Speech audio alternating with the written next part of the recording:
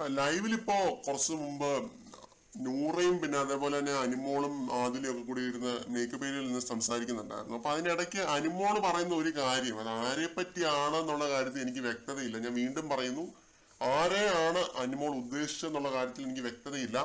പറഞ്ഞത് ഇതാണ്: അയാൾക്ക് ആരാധകരുണ്ടെന്ന് അയാൾക്കും അറിയാം, എനിക്ക് ആരാധകരുണ്ടെന്ന് എനിക്കും അറിയാം. അത്ര ഞാൻ കേട്ടുള്ളൂ. ബാക്കി മൈക്കൂരിട്ടോ മറ്റോ ആയിരിക്കാം അനിമോൾ സംസാരിച്ചത്.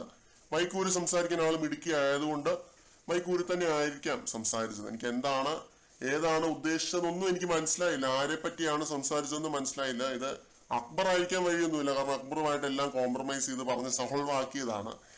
പിന്നെ ഉള്ളത് ഷാനവാസ് അത്യാവശ്യം വിമർശിച്ചിരുന്നു. അതുകൊണ്ട് ഷാനവാസ് ആയിരിക്കാനുള്ള സാധ്യതകൾ തള്ളിക്കളയാൻ പറ്റില്ല. പിന്നെ അനീഷ് ആയിരിക്കാനുള്ള സാധ്യതകൾ തള്ളിക്കളയാൻ പറ്റില്ല. പക്ഷെ അനീഷിനെ ഒരിക്കലും അനിമോൾ ഈ രീതിയിൽ ദുഷിക്കില്ല. കാരണം അത് അവർ തമ്മിലുള്ള ഒരു റാപ്പോ ആ രീതിയിലുള്ളതായിരുന്നു.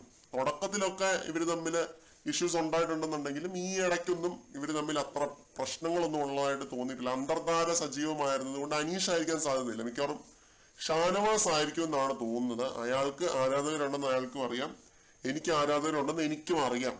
അതുകൊണ്ട് എന്ത് പറ്റി അത് ബാക്കി ഞാൻ കേട്ടില്ല കേട്ടോ. ബാക്കി ലൈവിൽ അത്ര ക്ലിയർ ആയിട്ട് കേൾക്കാൻ പറ്റിയിരുന്നില്ല. ലിപ് മൂവ്മെന്റ് ഒക്കെ വെച്ച് വല്ല സംസാരിച്ച് കാണും. പിന്നെ ഇവര് പല കാര്യങ്ങളും ഇന്ന് സംസാരിക്കുന്നുണ്ട്. എക്സ് കണ്ടസ്റ്റൻസിന്റെ പേരുകളൊക്കെ പറയാനൊക്കെ പറയുന്നുണ്ട് നൂറ.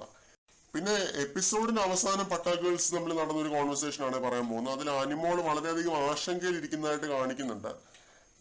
അനീഷേട്ടൻ എന്തോർത്തിട്ടുണ്ടാവും, അനീഷേട്ടനുമായിട്ടുള്ള ആ ഒരു സംഭവമൊക്കെ എങ്ങനെയായിരിക്കും പുറത്തു പോയിട്ടുണ്ടാവുക, അങ്ങനെ വളരെയധികം ആശങ്കയിൽ ഇരിക്കുന്ന ചിന്താവിഷ്ടയായ ഒരു അനിമോളെ കാണാനായിട്ട് സാധിക്കുന്നുണ്ട്. അപ്പോൾ അതിൽ പറയുന്നു, നീ ഓവർ തിങ്ക് ചെയ്ത് ചളമാക്കരുത്, ഫൺ രീതിയിലാണ് പോയിക്കൊണ്ടിരിക്കുന്നത് അനിമോള്. പുള്ളി വേറെന്തെങ്കിലുമൊക്കെ പ്രതീക്ഷിക്കുന്നുണ്ടോ എന്നാണ് എന്റെ പേടി എന്നുള്ള രീതിയിൽ അനിമോള് പറയുന്നു. അപ്പൊ നൂറ, പരമാവധി ആ ടോക്ക് നീ ഒഴിവാക്ക്, ഫൺ രീതിയിലാണ് ഇത് പോയിക്കൊണ്ടിരിക്കുന്നതെന്ന് പറഞ്ഞ് ഇവർ രണ്ടുപേരും ആശ്വസിപ്പിക്കുന്നു. അപ്പോ ഇതായിരുന്നു ഇവർ തമ്മിൽ നടന്ന ഒരു ടോക്ക്. എപ്പിസോഡിന്റെ അവസാനമുണ്ട്.